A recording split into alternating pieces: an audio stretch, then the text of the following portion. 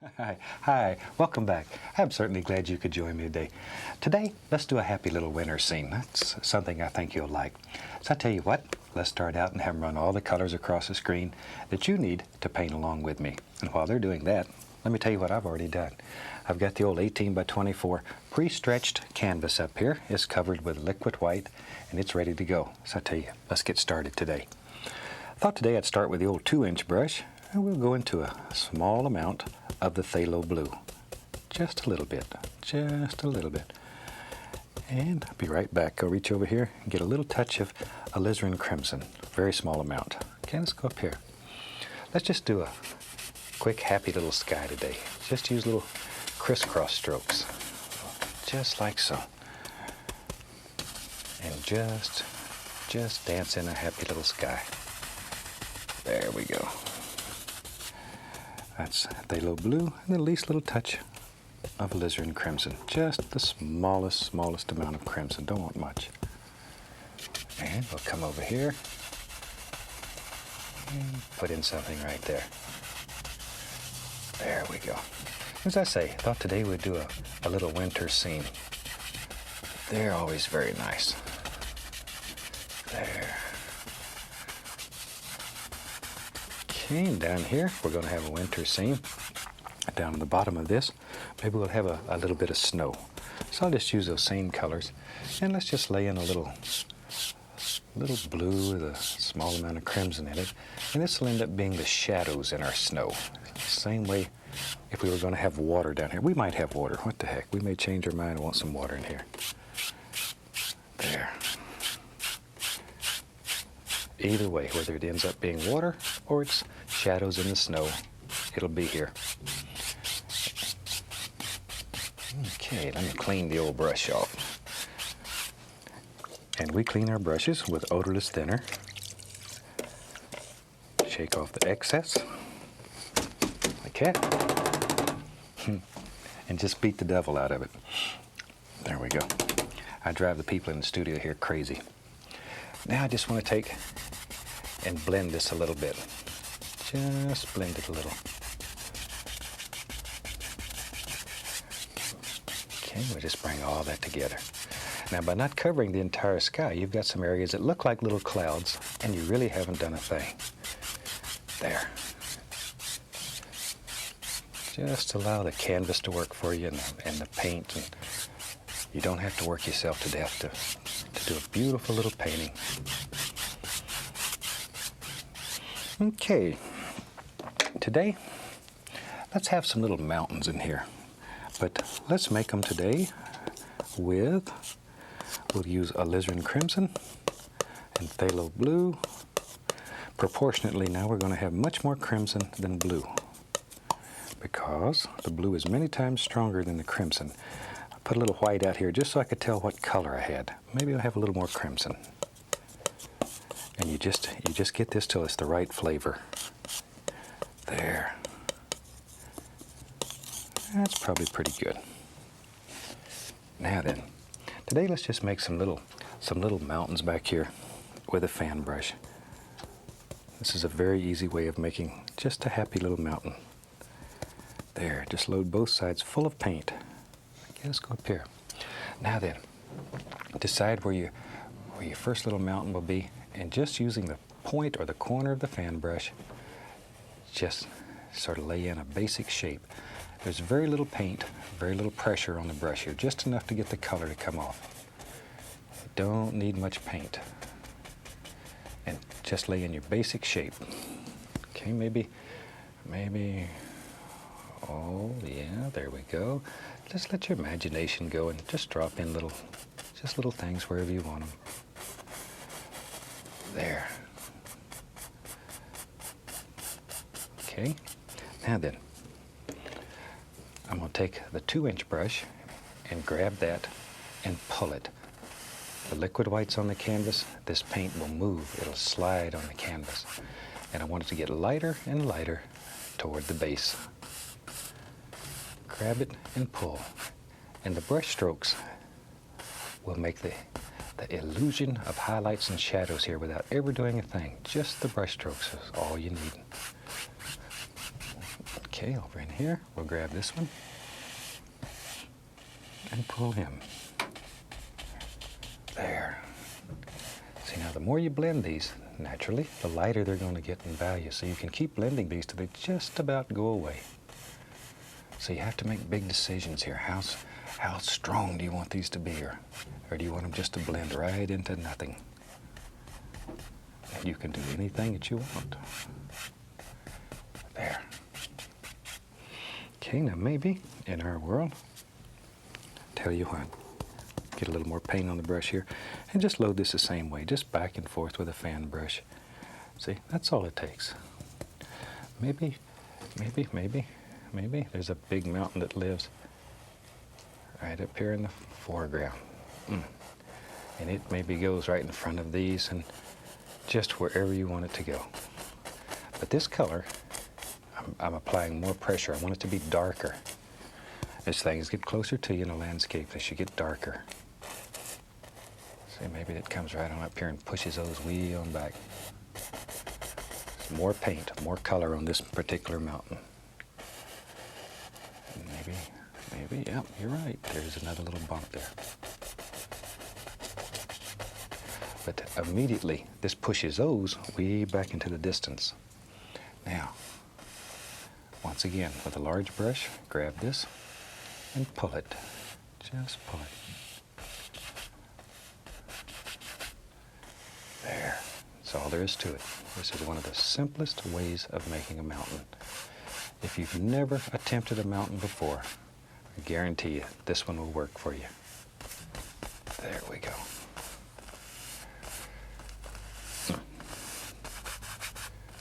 There. See, when I was a kid being raised in Florida, there used to be a car salesman on the radio every morning. That was before the days of television. And I can remember they used to say, "This car has a Georgia guarantee on it." And people would call in and they say, "What's a Georgia guarantee?" And they say, "Well, if it falls in two, both halves are yours." So that's the kind of guarantee we got here. Only this one will work. Now maybe you want to go a little farther than that. I get crazy sometime here. Let's take a tiniest little amount of white. I just want to show you what can be done if you want to. You can take a little bit of white paint on the knife and just graze the canvas, just here and there. All you're doing is just touching and just let it zip. Just graze it. Sort of do that in a fast stroke. It works better. If you have time to think about it, you'll hesitate and it doesn't work as well. Just do it. There. And it'll put the indication here and there of a little bit of highlight. But I don't want that to be too bright. So I'm going to come back and just blend it upward a little bit. And just blend it almost away, because I don't want these mountains to be too distinct. These are easy little mountains that are just fun. And that's just enough to give it a touch of highlight and give you the indication that maybe there's a little bit of snow on there. Okay, let's wash the old brush here. Shake off the excess and just beat the devil out of it. All right. Today, tell you what, let's put some trees back here. Clean off a spot on my palette, even as big as this palette is. Every once in a while I run out of room because I make such a mess on here. We'll use some dark sienna. Into that I'll add a little touch of yellow ochre, but mainly dark sienna. Now, one of the questions I get quite frequently, speaking of palette, people say, "Hey, my palette looks different than yours. Yours is not clear." It was clear, but I take sandpaper and scuff it all up for television use. Otherwise, it shines so bright that it would put great big flares on the screen.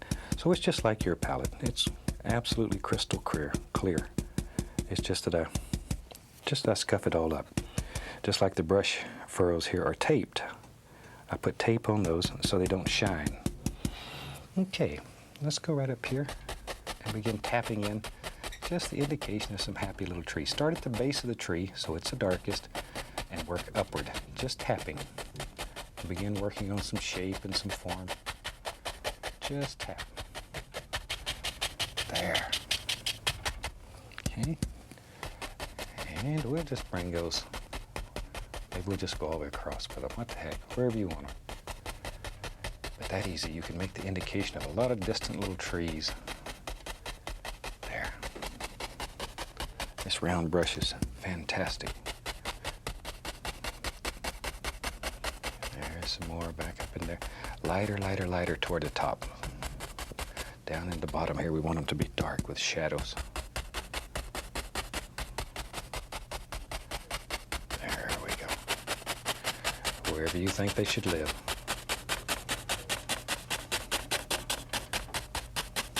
Okay. Now then, just let them fade upward. Just sort of disappear up here into the sky. Very soft, very gentle, quiet. There we go. Okay.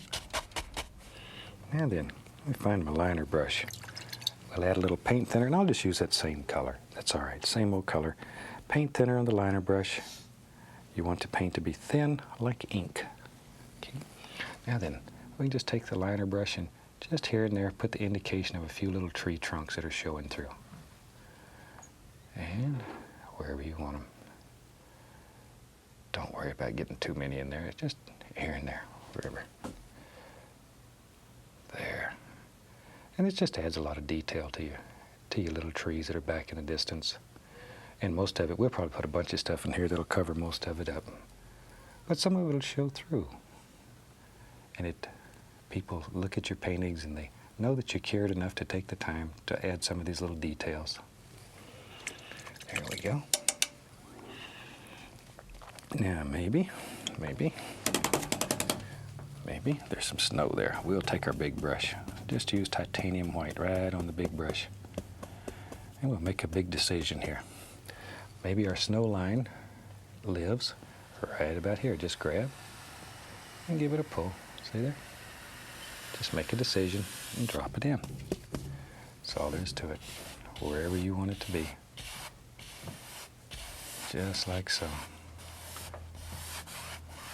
This big brush, you can paint a lot of snow very rapidly. Doesn't take but a second. And this is where you begin worrying about the lay of the land, or the way the ground flows. That becomes very important at this stage of the game. Now then, I want to make some evergreen trees. We'll have some big evergreen trees here. So I'm going to take some Prussian blue. Boy, that's strong. Black. We'll use some Van Dyke brown. Throw some crimson in there. The one thing that I don't want to use in these trees is green. Now, normally if I was doing a summer scene, I'd add some sap green in here. But if we put green into this color, and it ever gets into your snow, the only thing worse than yellow snow is green snow. So I don't put any green in winter trees like this, because it's a son of a gun if it gets into the snow. There we go. Load the fan brush full. We'll use a fan brush today to make some nice evergreens. And maybe in our world there'll be one who lives right there. And start off with just a line. Now then, use the corner of the brush and work back and forth. There. Now then, as we work down the tree, I'm going to sort of turn the brush over this way today so the tree will get wider. I want some wider trees there. See, bring him right down into the snow there. And we'll go back up here and I'll reload the brush. Same way, just to fill it full of paint. Okay, now then maybe there's another happy tree that lives right about there. And sort of look at your painting. It may be different. You may not want a tree there. You decide in your world where trees live in your paintings. There we go. Wherever you want them, that's the right place for them to be. There. Okay, let's give him a friend. Maybe he's got a friend. Yep, you're right. Right there. You know me. I think everything should have a friend, even if it's just a tree. There. Through painting, I have met so many fantastic friends. It may be the best part of this whole thing. It's a super way to express yourself, and it brings people together. There we go. Maybe there's another little tree. Yep, you're right again, right there. There he is, there he is. And it doesn't matter if your tree has a limb that maybe this one, it's not the exact same distance out as the other one, because trees grow any way that make them happy. In fact, if your tree gets to where it looks too symmetrical, then it's sort of boring. Trees have personalities. Shoot, they're like people. There's some big ones and some small ones, and each one's an individual. Let them be that way. Don't fight it.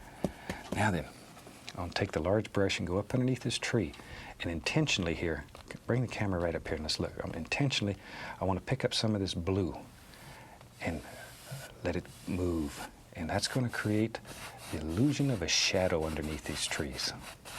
See there? See, grab that color and just let it pull right on down. There you go. Isn't that fantastic? See, let's go over to this one here. Same thing. Grab it and pull. And it creates that little shadow underneath the tree. There we go. Now, by creating these shadows, look at the planes that are in this painting. See all these different levels?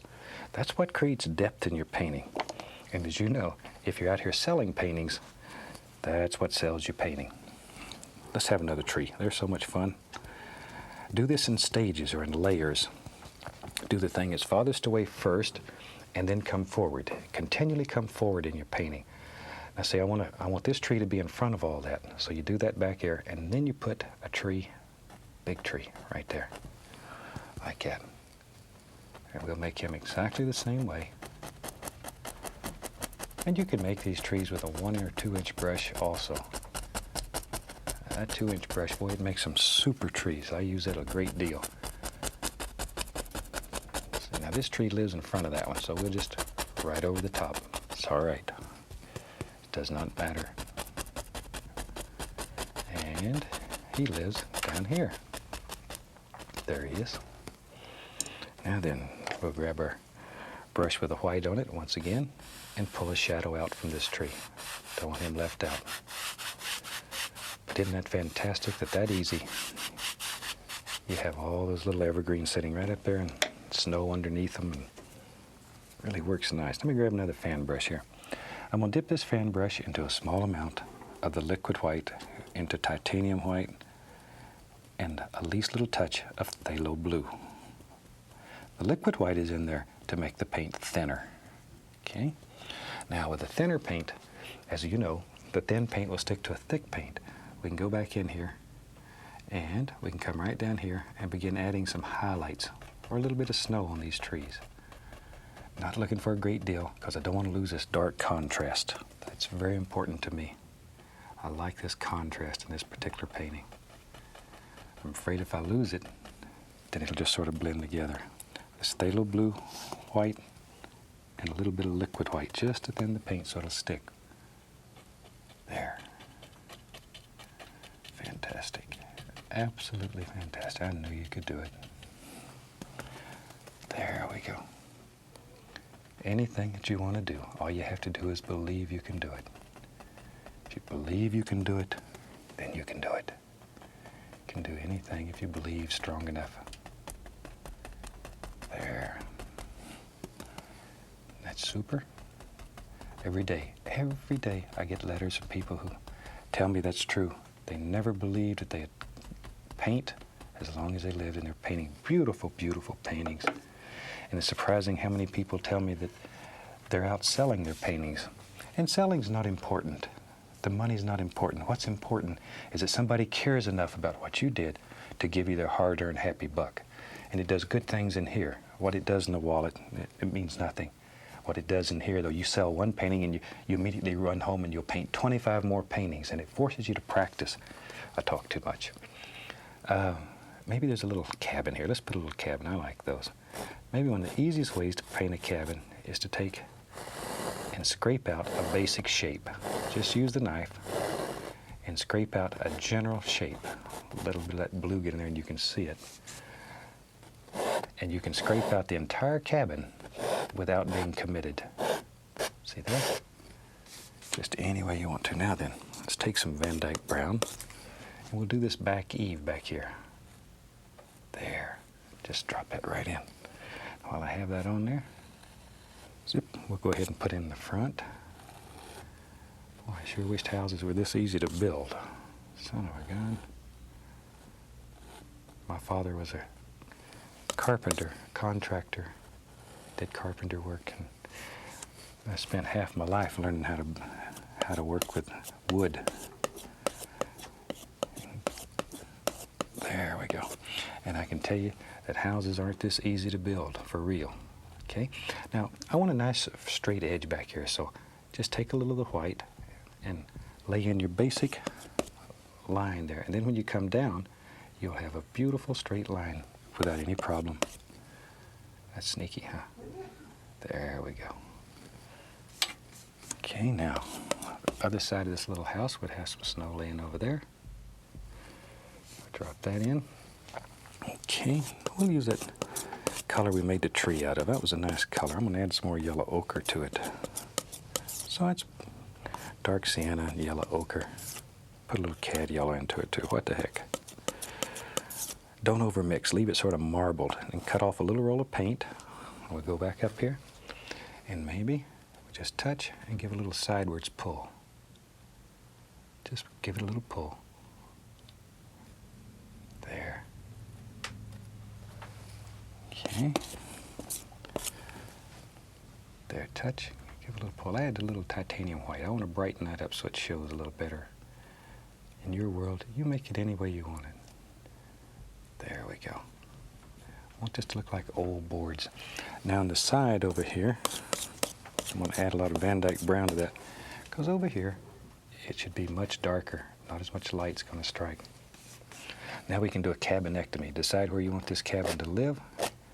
Just take your knife and cut it off. This is the way you clean up your cabin, work on your perspective, get everything together. Grab the little knife. A little touch of brown, we'll put a window right there. Zoop, that easy. Hope you can see that. There's a little window there. I tell you what, maybe over here there's a little shed. We'll just scratch out a little area for the top. Come back in here. Put a little snow out there. Like that.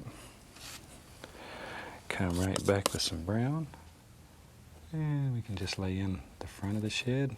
There's the side. Take a little bit of our color. Lay in a few little happy boards here. This is just a tiny shed. And we'll cut it off here in just a second. See there? Now decide where you want it. And do, as I said earlier, you just do a cabinectomy. There. And let's put a door right there. That easy. Now we have a little door. Take a little paint, go around the door so it stands out.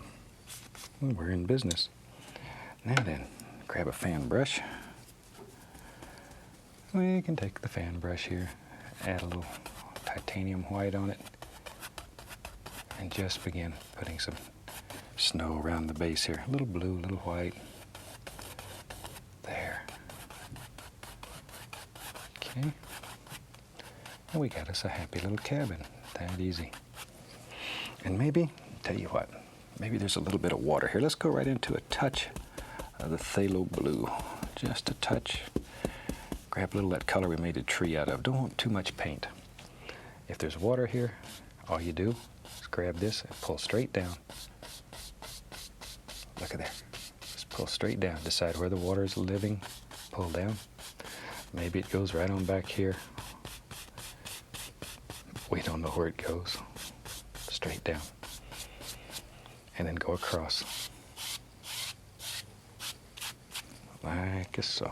Like so.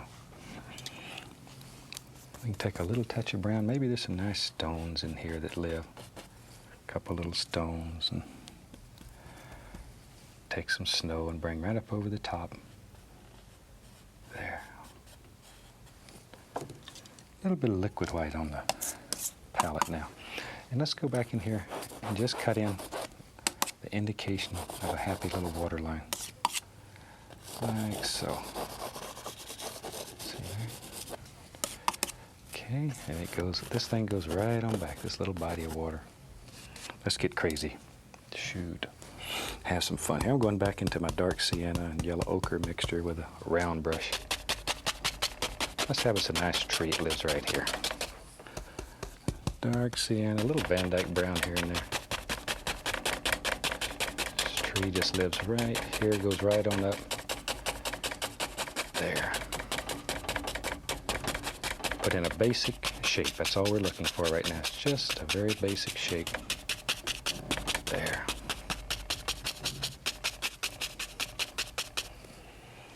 Okay. Now, and we'll cut him off right here. Put a little snowbank there. And we can turn that right into a reflection into the water.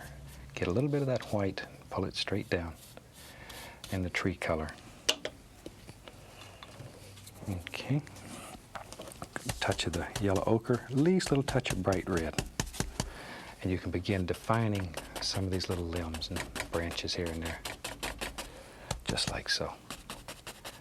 All you're using is the top portion of the bristles to create individual little things. Don't put too much color here. This is supposed to be old and dead and just sort of hanging around out here. And we can take a fan brush and a little bit of that yellow ochre and stuff. All those little colors. There we go. Put some little things growing down in here. Okay. Little stick or two. And we're to the point we have a nice, happy, completed little painting. I think we'll call that one finished. And from all of us here, happy painting and God bless.